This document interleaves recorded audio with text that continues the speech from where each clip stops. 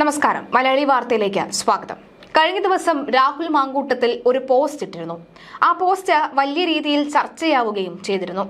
സത്യത്തിൽ ആ post ചെന്നുകൊള്ളുന്നത് VD. സതീശനാണെന്നാണ് പലരും പറയുന്നത്. ആ പോസ്റ്റ് ഇങ്ങനെയാണ്: ഒരു കണക്കും വീട്ടാതെ പോകില്ല, അതും രാജ്യത്തിനായി പോരാടിയവർക്കും വീരമൃത്യു വരിച്ചവർക്ക് വേണ്ടിയുള്ളതാകുമ്പോൾ പിന്നെ പറയേണ്ടതില്ലല്ലോ എന്നാണ്. സത്യത്തിൽ കഴിഞ്ഞ ദിവസം ഇന്ത്യയും പാകിസ്ഥാനും തമ്മിൽ നടന്ന മത്സരത്തിൽ ഇന്ത്യ സുവർണ വിജയം നേടുമ്പോൾ ഒടുവിൽ നടന്ന നാടകീയ സംഭവ വികാസങ്ങൾക്കൊക്കെ തന്നെ ലോകം ഒന്നടങ്കം കൈയടിക്കുമ്പോൾ ചില കോൺഗ്രസ് നേതാക്കൾ ഒന്നും മിണ്ടാതിരിക്കുകയായിരുന്നു. പലരും ചോദിച്ചു, നിങ്ങളുടെ നിലപാട് എന്താണ് എന്നുള്ളത്, നിങ്ങൾ ആർക്കൊപ്പമാണ് എന്നുള്ളത് പലരും ചോദിച്ചിരുന്നു.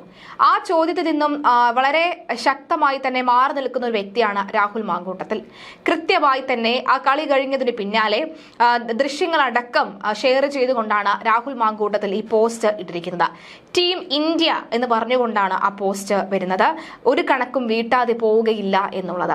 സത്യത്തിൽ നിലവിലെ സാഹചര്യത്തിൽ ആ പറഞ്ഞ വാക്കുകൾ അത് രാഹുൽ മാങ്കൂട്ടത്തിൽ കൂടി പറയാനുള്ളതാണ്. അദ്ദേഹത്തിന്റെ ജീവിത സാഹചര്യം, അദ്ദേഹത്തിന്റെ നിലവിലെ സാഹചര്യത്തിലേക്ക് എത്തിച്ച പലരോടും പറയുകയാണ്, ഒരു കണക്കും വീട്ടാതെ, ഒരു കണക്കും പൂർണ്ണമായും തീർക്കാതെ ഞാൻ ഇവിടുന്ന് പോവുകയില്ല എന്ന് പറയുകയാണ്. അതായത് തനിക്കുണ്ടായ, തന്നിലേക്ക് വന്ന അമ്പുകൾ, തന്നിലേക്ക് വന്ന ശത്രുക്കളുടെ നീക്കങ്ങൾ, അപ്പോഴും മിത്രങ്ങളായ പലരും ശത്രുവായി മാറിയ നിമിഷം, ചാനലുകളൊക്കെ തന്നെ പിച്ച് ചീന്തിയ നിമിഷം, കേരളത്തിലെ ഒരു കുട്ടി ഉണ്ടെങ്കിൽ ആ കുട്ടി പോലും വെറുത്തുപോയ നിമിഷം, അത്തരത്തിൽ ആ നിമിഷങ്ങളിലൂടെയൊക്കെ തന്നെ കടന്നു വന്ന ഒരു വ്യക്തിയുടെ പോസ്റ്റാണ് ഇവിടെ ഉണ്ടാകുന്നത്. ആ പോസ്റ്റും ഒക്കെ തന്നെ വളരെ കൃത്യമാണ് എന്നുള്ളതാണ്.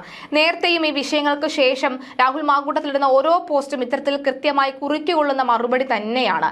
അത് പറയാതെ അതിനുള്ളിൽ ചെല്ലുമ്പോൾ രാഹുലിന് കൂടി പറയാനുള്ള കാര്യങ്ങൾ കൃത്യമായി പറയുന്നു എന്ന് നമുക്ക് മനസ്സിലാകുന്ന കാര്യമാണ് നമുക്ക് ഉണ്ടാകുന്നത്. രാഹുൽ മാങ്കൂട്ടത്തിൽ ആ വീഡിയോ ദൃശ്യങ്ങൾ അടക്കമുള്ളവ ഫേസ്ബുക്കിൽ കുറിച്ചുകൊണ്ടാണ്, ഫേസ്ബുക്കിൽ അറ്റാച്ച് ചെയ്തുകൊണ്ടാണ് അദ്ദേഹം ആ കണക്ക് പറയുന്നത്. കണക്കുകളൊക്കെ വെറുതെ അല്ല, പലിശയും ചേർത്ത് വീട്ടാനുള്ളതാണ് എന്നാണ് പലരും അദ്ദേഹത്തിന് ഇപ്പോൾ പറഞ്ഞുകൊണ്ടിരിക്കുന്നത്.